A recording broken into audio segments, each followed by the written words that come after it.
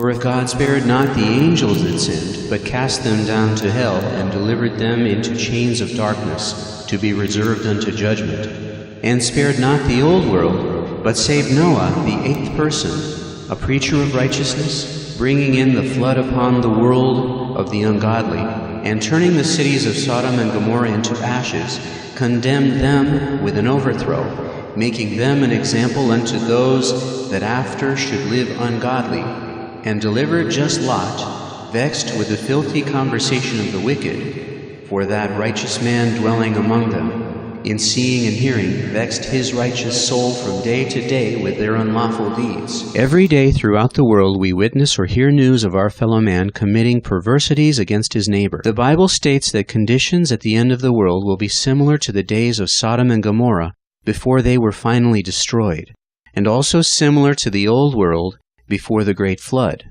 All the same perversities committed by man then are actually being repeated in increasing measure, and will soon call down God's wrath upon us. We are about to enter the most chilling stage of this conflict between good and evil.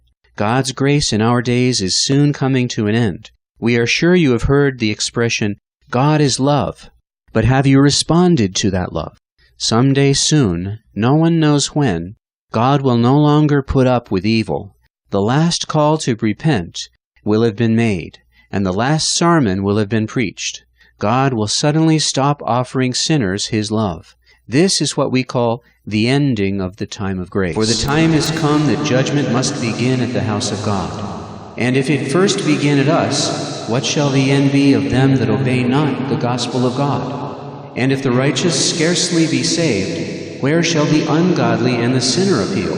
The sinful cannot tolerate anything that has to do with the Bible, nor do they want to abandon their lives of sin.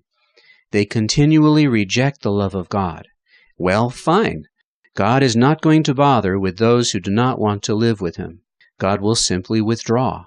The Spirit of God's good influence will leave the world, and the sinner will be left alone. God will simply command His Spirit not to bother anymore. The sinner will now be left to Satan's mercy, to whatever Satan wishes to do with him.